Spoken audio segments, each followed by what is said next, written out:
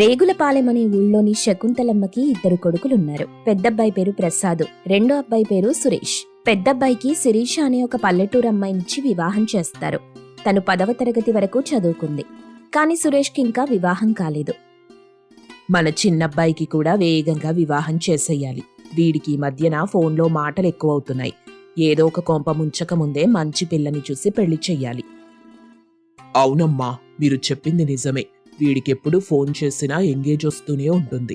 శిరీష, నాకు అర్జెంటుగా టీ పట్టుకురా. వేశారండి సర్పంచ్ గారు ఆర్డరు. ఏదో తీర్పు చెప్పడానికి వెళ్తున్నట్టు ఆ పని చెయ్యాలి, ఈ పని చెయ్యాలి అని ఆర్డర్ వేస్తుంటారు. మీరు నిద్ర లేచారని నాకు తెలుసు కదా, తెచ్చేదాకా ఆగండి. టీ తాగేసి ఎవరి పనికి వాళ్లు వెళ్లిపోయారు. సురేష్ కూడా రెడీ అయి తన డ్యూటీకి వెళ్తుంటాడు. మార్గమధ్యలో తను ప్రేమించిన సుప్రియ కనిపిస్తుంది. ఏంటి సుప్రియ, ఇంత పొద్దున్నే ఇలా వచ్చావు? వస్తున్నట్టు కనీసం ఒక ఫోన్ కూడా చేయలేదు. సర్లే, వచ్చావు కదా, టీ తాగుదాం. లేదు సురేష్, నాకు పనుంది. ఇంట్లో మంచి మటన్ బిర్యానీ చేశారు. నీకోసం ఇంకా నీ ఫ్యామిలీ కోసం తెచ్చాను. టేస్ట్ చేసి ఎలా ఉందో టెక్స్ట్ చెయ్యి. మనం రేపు కలుద్దాం. నాకీరోజు వేరే పనుంది అని చెప్పి తను వెళ్ళిపోతుంది. సురేష్ ఏమో తన డ్యూటీ అయిపోయాక బిర్యానీ పట్టుకుని ఇంటికి చేరుకుంటాడు. అమ్మా, ఇది వేడి చేసి పెట్టు. బిర్యానీ తెచ్చాను అందరి కోసం. శిరీష వేడి చేసి డైనింగ్ టేబుల్ మీద పెడుతుంది. శకుంతల తింటూ, ఎవరు చేశారా ఇది? భలేగా ఉంది. మా ఫ్రెండ్ వాళ్ళ ఇంట్లో చేశారమ్మా, మనందరి కోసం ఇచ్చారు.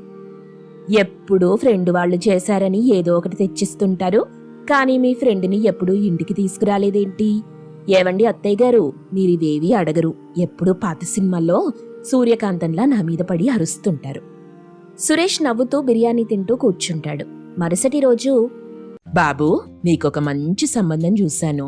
అమ్మాయి 9వ తరగతి వరకు చదివింది. చాలా మంచి కుటుంబం. ఆ విషయం తర్వాత మాట్లాడదామమ్మా. నాకు డ్యూటీకి వెళ్ళడానికి లేట్ అవుతుంది అని చెప్పి బయటికెళ్ళిపోతాడు. వెళ్లి సుప్రియని కలుస్తాడు. అమ్మో, మన విషయం ఎలాగైనా ఇంట్లో చెప్పేయాలి. అమ్మ నాకు వేరే సంబంధం చూస్తుంది, కానీ ఎలా చెప్పాలో తెలియట్లేదు. ఎలాగైనా చెప్పాలి కదా సురేష్, లేకపోతే ఇబ్బంది పడతాం. సరే అయితే, ఈరోజు సాయంత్రం ఇంటికెళ్లేటప్పుడు మాట్లాడతాను. నువ్వు కూడా మీ ఇంట్లో మాట్లాడు. సరే అని ఇద్దరూ వెళ్ళిపోతారు. సురేష్ డ్యూటీ చేసుకుని ఇంటికి చేరుకుని వాళ్ళమ్మని పిలిచి మాట్లాడతాడు. అమ్మా, నేను ఒక అమ్మాయిని ప్రేమించాను. తనని వివాహం చేసుకుందామని అనుకుంటున్నాను. అనుకోవడంలో తప్పేముందిరా? కావాలంటే దేవసేననే వివాహం చేసుకుంటున్నానని అనుకోరా. కాని నేను చూపించిన పిల్ల మెడలోనే తాళి కట్టాలి. అబ్బా, ఆపమ్మా నీ జోకులు. ఎప్పుడు పడితే అప్పుడు వంటలు తెస్తున్నప్పుడే నాకు అనుమానం వచ్చింది సురేషు. పోనీలే, పెళ్లి చేసుకో. నాకు తోటి కొడలొస్తే పనిలో కొంచెం సాయంగా ఉంటుంది. సరే, నాకన్నా బాగా వంటలు చేస్తుంది తను. ఏంటే నువ్వు బాబాలాగా వరాలిస్తున్నావు? నాకు అనుమానం వచ్చింది, అందుకే వివాహం అన్న మాట ఎత్తాను. అప్పుడు వీడు బయటపడ్డాడు. సరే, ఇవన్నీ కాదు గాని అమ్మాయి ఎవరు, ఏం చేస్తుంటుంది, ఇవన్నీ నీకు తెలుసా? వాళ్ళ అమ్మా నాన్నని ఇంటికొచ్చి మాట్లాడమని చెప్పు. అయితే ఒప్పుకుంటున్నావా అమ్మా? సుప్రియ పెద్దగా చదువుకోలేదు అని, 3వ తరగతి వరకు చదివిందని, ఆ అమ్మాయికి వంట పని ఇంటి పని అన్నీ బాగా వచ్చని చెప్తాడు సురేష్. సురేష్ చాలా సంబరపడిపోతూ సుప్రియ వాళ్ళ అమ్మా నాన్నని పిలిచి మాట్లాడిస్తాడు. అందరూ ఒప్పుకోవడంతో సురేష్ మరియు సుప్రియకి వివాహం జరుగుతుంది. కొత్త కోడలు ఇంట్లో గృహప్రవేశం చేస్తుంది. శిరీష, కొత్త కోడల్ని లేపు. ఇప్పటికే టైం 8 అవుతుంది. లేచి దీపం పెట్టాలి కదా. తర్వాత ఇంట్లో మొదటి వంట కూడా చెయ్యాలి. అలాగే అత్తయ్య. తననైతే ఉదయం 8కే లేపమంటున్నారు. నేను కొత్తగా అడుగుపెట్టినప్పుడైతే ఉదయం 6 గంటలకే నన్ను లేపేశారు. ఏదైనా చిన్న కోడలంటే మీకు బాగా ముద్దులేండి. అబ్బా, అలా కాదులేవే శిరీష. నువ్వైతే చదువుకున్న పిల్లవి, మంచి మర్యాద అన్నీ తెలుసు. తనకి పెద్దగా చదువు లేదు, ఏం తెలీదు. సరే అని శిరీష వెళ్లి తలుపు కొట్టింది. టైం 8 అవుతుంది, లేవండి, ఇంట్లో పూజ చెయ్యాలి కదా. సరే అని సురేష్ మరియు సుప్రియ నిద్రలేచి ఫ్రెష్ అప్ అయి బయటికొస్తారు. నేను చెప్పినట్టు పూజ చెయ్యమ్మా. సరే అత్తయ్య గారు. శకుంతల చెప్తూ వెళ్తుంటే సుప్రియ అలాగే పూజ చేస్తుంది. అమ్మా, పూజ అయిపోయింది కదా. ఇప్పుడు నువ్వేదైనా స్వీట్ చేసి పెట్టాలమ్మా. మొదటిసారి ఇంట్లో అడుగు పెట్టావు కదా, ఏదైనా నీకు వంట బాగా వచ్చు. నేను చెప్పాల్సిన అవసరమే లేదు. నీ చేతి వంట అయితే మేము చాలాసార్లు తిన్నాం. నేను వంట? అని కంగారు పడుతూ సురేష్ వైపు చూస్తుంది. రా సుప్రియా, ఇక్కడ కూర్చొని ఎందుకు టైం వేస్ట్? వేగంగా చేస్తే మంచిది. తర్వాత వంట చేసి ఇంకా పిల్లలకి క్యారేజ్ కూడా ఇవ్వాలి. శిరీష ఏ వస్తువులు ఎక్కడున్నాయో అన్నీ చూపించి పిల్లలకి రెడీ చేయడానికి వెళ్ళిపోతుంది. ఇంతలో అక్కడికి సురేష్ వచ్చి వంటల పుస్తకం చేతిలో పెడతాడు. మన పెళ్లి కొప్పించడానికి నువ్విచ్చిన బిర్యానీ కూరలు అన్నీ నువ్వే వండావని చెప్పాను. ఇదిగో వంటల పుస్తకం, దీన్ని చూసి వంట చెయ్యి. అలా ఎందుకు చెప్పారండి? కనీసం ఇక్కడుండి సాయమైనా చేద్దురు సరే సరే, అమ్మొస్తే నన్ను మళ్ళీ తిడుతుంది. అని అక్కడి నుండి వెళ్ళిపోయాడు. పుస్తకంలో ఉన్న విధంగా సుప్రియ పరమాన్నం చేస్తుంది. కానీ అందులో పంచదార బదులు తినే సోడా వేసి తయారు చేసి డైనింగ్ టేబుల్ మీద పెడుతుంది. ఏంటమ్మా చేసావా? రా వేగంగా తిందాం అని ఒక ప్లేట్లో వేసుకుని తింటారు. ఏంటమ్మా పంచదార వేయలేదా ఇందులో? పంచదార బదులు ఏం వేశావు? చాలా వగరుగా అనిపిస్తుంది. పంచదార వేశానత్తయ్య గారు అని చెప్పి పంచదార డబ్బా తీసుకొచ్చి చూపిస్తుంది. అయ్యో, ఇది పంచదార కాదు, సోడా. నీకు మన ఇంట్లో ఏ వస్తువులు ఎక్కడుంటాయో తెలీదు కదా, అందుకే పొరపాటు పడినట్టున్నావు. సర్లే, మధ్యాహ్నం వంట బాగా చేద్దాంలే. చచ్చన్రా భగవంతుడా, నాకేం రాదు. పరమాన్నం అంటే ఎలాగో మేనేజ్ చేశాను, కానీ వంటంటే ఎన్ని రకాలు ఉండమంటారో ఏంటో అని మనసులో అనుకుంది సుప్రియ. ఏంటమ్మా అంత దీర్ఘంగా ఆలోచిస్తున్నావు? ఏం లేదక్కా, ఏం వండాలా అని. ఏం లేదు, ఒక 2 రకాల కూరలు, పప్పు, రసం మరియు అన్నం అంతే. కానీ నువ్వు మొన్న చేసావు కదా బిర్యానీ, చాలా బాగుంది. నీకు టైం ఉంటే అది కూడా చేసి పెట్టు. నీకు కావలసిన సామాన్లన్నీ ఫ్రిడ్జ్లో ఉన్నాయి. ఫిష్, మటను, చికెను మరియు కూరగాయలు. హోరి నాయనా, ఎంత లిస్ట్ చెప్పారు! ఆ పుస్తకంలో కొన్ని వంటలుంటాయి, అలాగే చేద్దామనుకుంది. మొదటగా ఫిష్ ఫ్రై చేద్దామనుకుంది. ఫిష్ ఫ్రై పుస్తకంలో ఉంది కదా, అలాగే చేసేస్తాను. ఉప్పు కారం వేసి ఆయిల్లో ఫ్రై చేసేయడమే కదా, తొందరగా అయిపోతుంది అని చెప్పి ఫిష్ తీసి కడగకుండా పుస్తకంలో నూనె అని రాసి ఉంటే అది ఏ నూనెనో కూడా చూడకుండా కొబ్బరి నూనె వేసి ఫ్రై చేస్తుంది. కానీ అవి కొంచెం మాడిపోతాయి. తీసి పక్కన పెడుతుంది. సరే, ఫిష్ ఫ్రై అయిపోయింది. ఇప్పుడు చికెన్ కర్రీ వండేస్తాను. ఆ బుక్లో ఉంది కదా. కానీ తనకి మసాలాలకి తేడా తెలీదు. అందుకే కనిపించిన మసాలాలన్నీ వేసేసి తయారు చేస్తుంది. శిరీష పక్కనే ఉంటుంది కానీ పట్టించుకోదు.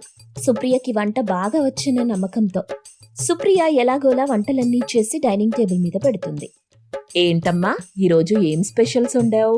నువ్వెంత కష్టపడి వంట చేసావు కదా, అందుకే నీకోసం ఒక మంచి గిఫ్ట్ కూడా రెడీ చేసి ఉంచాం. అక్క చెప్పిన వంటలన్నీ చేశానత్తయ్యా. గిఫ్ట్ ఐడియా ఇచ్చింది నేనే తెలుసా సుప్రియ? సరే, ఆకలేస్తుంది, తిందామా?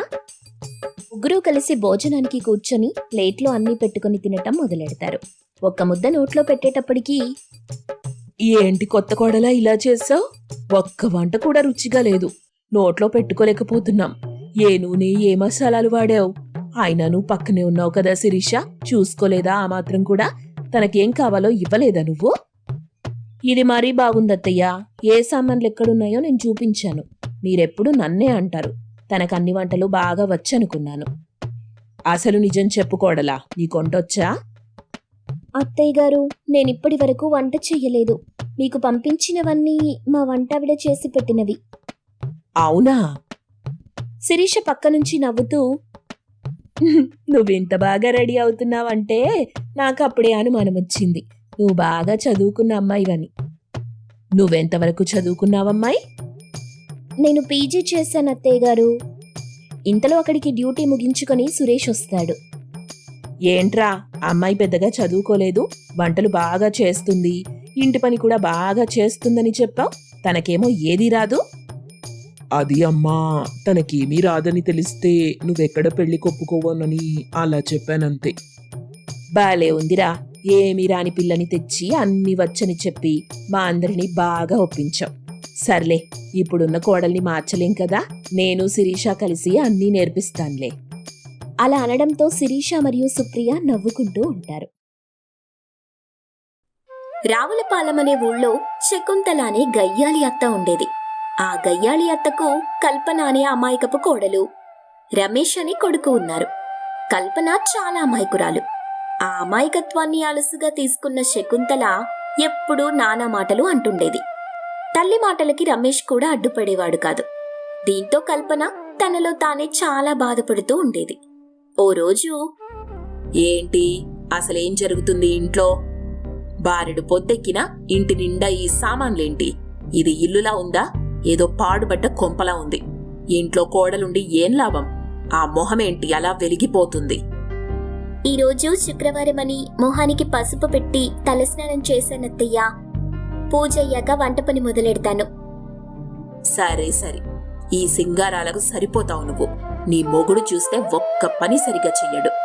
ఏ ఇంట్లో అయినా కొడుకు ప్రయోజకుడై ఇంటిని ఉద్ధరిస్తాడు. నా కొంపలో ఉన్నాడు. కోడలు రాగానే దాని కొంగు పట్టుకొని తిరుగుతుంటాడు. ఎంతకీ ఏడి నీ మొగుడు? ఇప్పుడే అలా బయటికి వెళ్ళాడత్తయ్యా, ఏదో పనుందంట. పొలం పనులు చేస్తాడనుకుంటే అది చెయ్యడు. ఇంకేదైనా వ్యాపారం చేస్తాడనుకుంటే చెయ్యనంటాడు. అసలు నువ్వు కదా నా కొడుకుని చెడగొట్టేది. నీ వల్లే వాడిలా తయారయ్యాడు. కొంపదీసి వాడికేమైనా నూరిపోసి నన్ను చంపించాలని చూస్తున్నావా ఏంటి? అయ్యో రామరామ, ఎంత మాటత్తయ్యా! చాలు చాలు నీ నంగనాచి వేషాలు. వెళ్ళి ఆ పనులు మొదలెట్టిచావు. అత్త మాటలకు బాధపడుతూనే కల్పన వంటింట్లోకి వెళ్తుంది. తన అత్త మాటల కన్నా తన భర్త ఏ పని చెయ్యకుండా బలాదూర్ తిరుగుళ్ళు తిరుగుతున్నాడనే బాధే కల్పనకు ఎక్కువగా ఉంటుంది. ఇంతలో రమేష్ ఇంటికి వస్తాడు. శకుంతలని చూసి దాక్కుంటూ తన భార్య దగ్గరికి వస్తాడు. నువ్విక్కడే ఉన్నావు కదా, అవతల మా అమ్మని చూసి దాక్కుంటూ వచ్చాను. అలా భయపడే కన్నా ఏదైనా పని చెయ్యొచ్చు కదా, అప్పుడు మిమ్మల్ని ఎవరు ఏమనరు కదండి. నా బాధ నీకేం తెలుసులే. నాకు ఏదో ఒకటి చెయ్యాలని ఉంటుంది.